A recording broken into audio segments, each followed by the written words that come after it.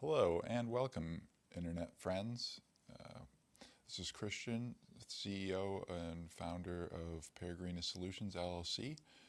Today I'm going to be showing everyone how to use Ultimaker Cura, which is a free downloadable slicer platform to basically transform these STL files that we downloaded off the internet into a G-code, which this is called a slicer program. It slices it into layers, which the 3D printing software, this stuff turns it into G-code, and the 3D printer takes that G-code and the layers, and it actually builds them into a physical object. So we're going to assume that you've downloaded this, the mask and the filter thing. So you go to File, Open File, and then wherever you've placed this on your computer. I ended up making a folder just so these would be easier to come across. So the Montana mask is the mask itself. The Montana mask filter is that little square piece that goes inside and holds the filter material in place. So we're going to do Montana mask. Comes out, it's upside down. This is kind of the nose piece. This is the chin piece. We want to print it flat so that this is on the build plate, which is down here. This is the build plate where it says Ender. So you have these nice little tools over here. We're going to be using this one and this one in this tutorial. So you click on the object you want to change, and then we want to rotate it, and it gives us these different rotational axes. So we want to make it go this way, and we want to make it rotate 90 degrees, and it gives you this angle on the bottom there where it says 90 degrees. You release the mouse button. It's basically to rotate it. You click on the axis circle that you want to rotate, and then you start rotating it, and it will come up with that indicator of how far it's rotated. So we want to put it back so it's flat, and then when you're done rotating, you release the mouse button and it releases it. Then this one here is a scale button. Previously I printed out the mask at 115, excuse me, don't need to do 100 or 1,100,000 or something like that. So we'll do 115, and we have uniform scaling on, so that's going to do the X. We're making a change to the X dimension. It's going to change it in the Y and the Z dimensions. So it gives you a little color indicator here. The red is the X, green is the yellow, and Y is the Z. So we hit enter, and that makes the change for everywhere. And what you'd want to do here, if you are all ready, which you were not actually technically ready, I'll show you up here. You can make a material selection. You go up and click on the generic PLA. It looks like a little extruder nozzle here, or hot end nozzle, excuse me. Just using generic filament. The presets on here are pretty good for that. You could do PETG or ABS for later use at some point, but we're using PLA right now. It's really easy, the easiest one to print in my opinion, and get nice flawless prints off the bat. So click there. Oops.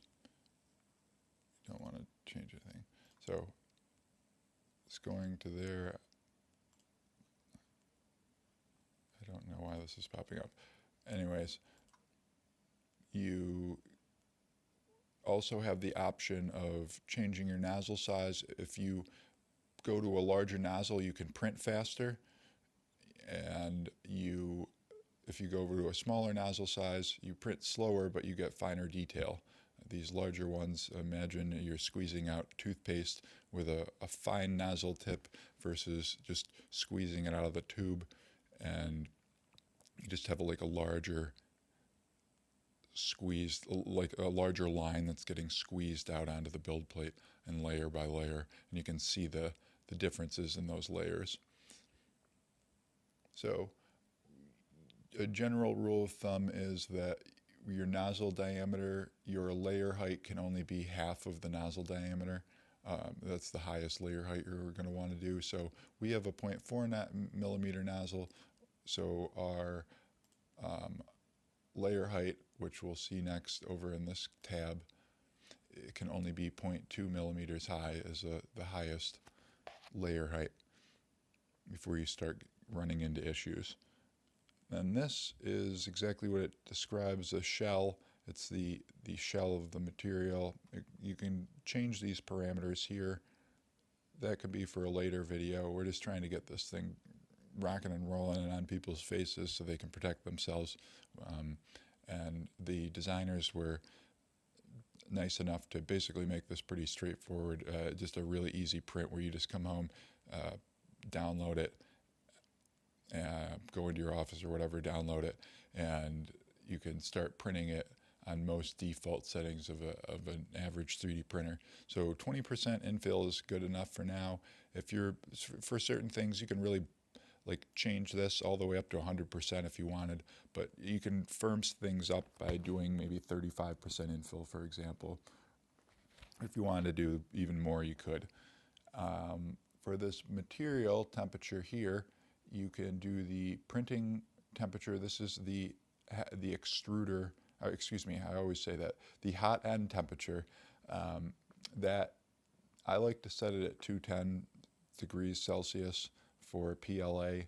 For printing PETG and ABS, you want to go up higher to closer to like 240 degrees C, but you also don't want to do that with just stock parts. The tubing on the Bowden extruder tubing on just a regular Creality 3D printer, it can end up releasing bad chemicals. Like there's a Teflon, kind of like the Teflon that you might have in a nonstick pan, that'll start releasing those fumes out into your environment, and they're very deadly and just not good. You don't want to be inhaling them. Now, moving on to the build plate, I like to set that at 60 degrees C. When you're printing ABS or PETG, a lot of people like to print at 70 degrees C. That's what I usually set mine at. Then you can also increase the print speed. We're just going to leave it at 50 millimeters per second. If anyone else has suggestions on whether they've had luck printing this faster or whatnot, please feel free to comment. We're going to leave all the cooling on. Just PLA likes everything default, basically. And then these are just some of the other options. In the future, we're going to upgrade to a dual extrusion 3D printer, make something like that, so we can start printing continuous carbon fiber infused prints. But that's another video and another story. Now, we can close this tab. What you do is you click slice. The computer software does its little slicing things. This is the time it's going to take to build this 115% model. That's where if you have a larger nozzle, you can print more at a time, horizontally and vertically coming out of the nozzle. And you can also increase that rate. So if anyone else has suggestions on increasing the rate, please feel free to chime in the content section, make us all smarter. And yeah, you can also, you'll see I'll do it when I do the filter piece. If you change this and reduce it down, the time takes longer. It takes less time for a smaller scale piece, which makes sense. So you can also preview this, and it will let you go through each layer all the way down to the bottom, and it shows you how it goes around. First, what it does is it traces a little circle around, or a little like border around whatever you're 3D printing. You can kind of get a feel for the layer height, how well the layers are adhering to the bed, in this area. See how well of a job you've done getting the extruder head or the hot end nozzle right close to the bed within that paper thin thickness. So it goes around and then it starts building it. And then we'll just kind of go up. I'll show you a little bit each layer here. So there it goes. It's going around. That's layer 65. It starts going out. It starts to get interesting. Well, I mean, kind of slightly more interesting when it gets up higher and it's doing the contours. You can see where it's not going around the entire circumference anymore. It's just doing 2 spots on each side. And now up here, it's only going to be doing 1 spot on each side. And as it gets higher and higher, it's just barely touching at this last layers. So that's kind of cool.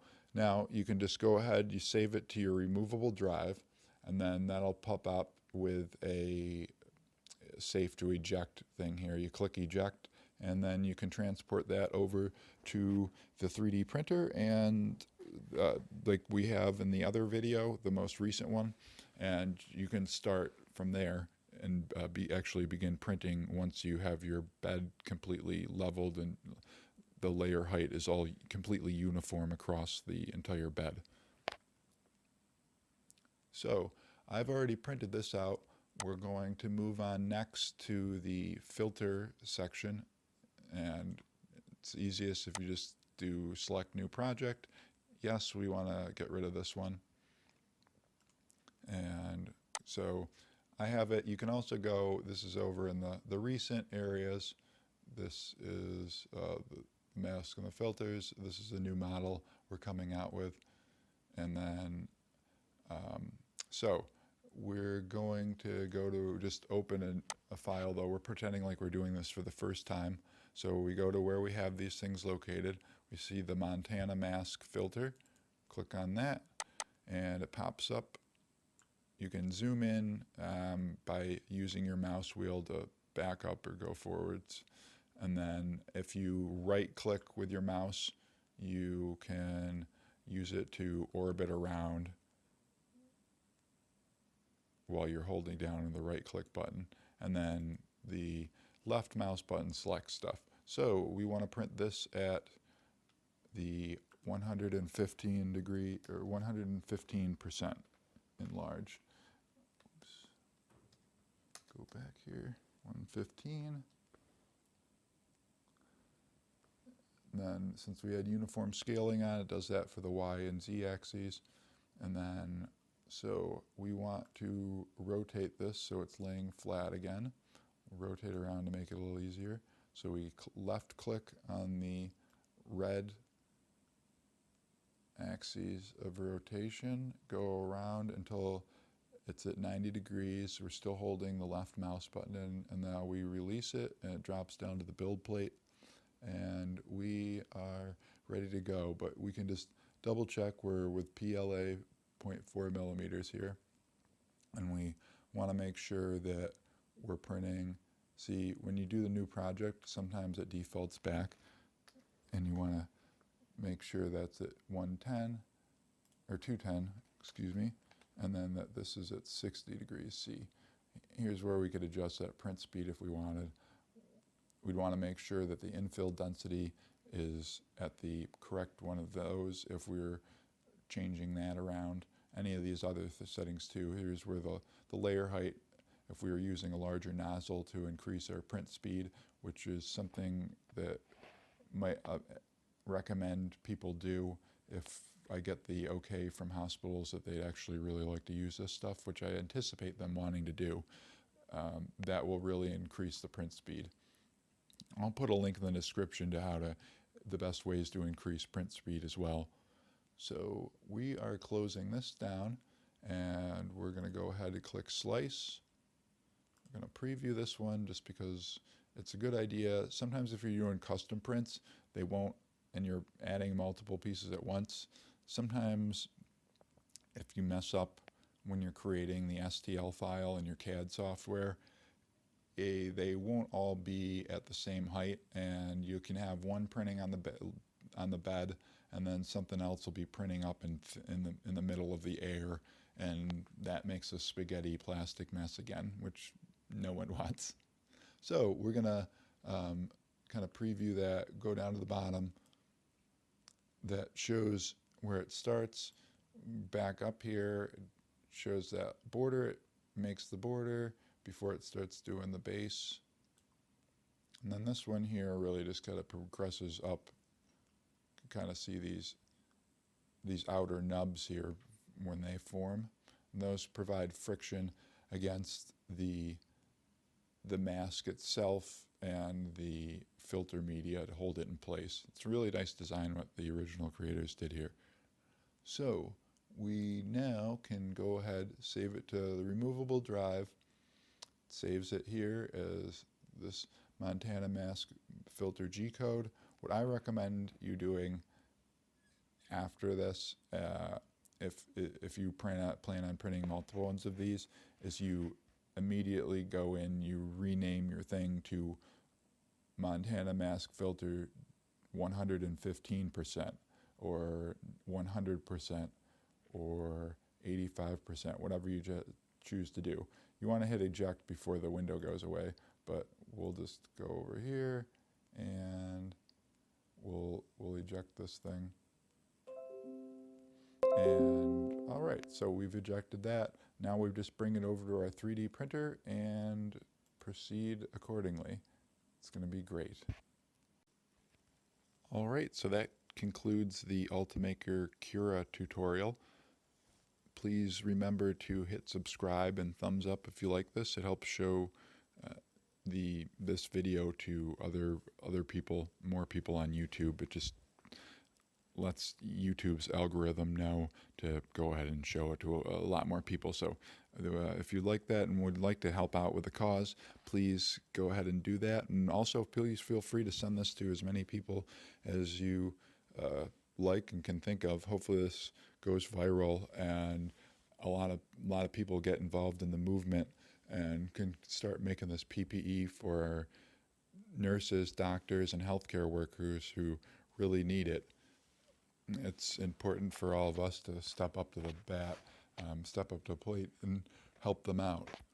Together we can really get through this, and we're going to.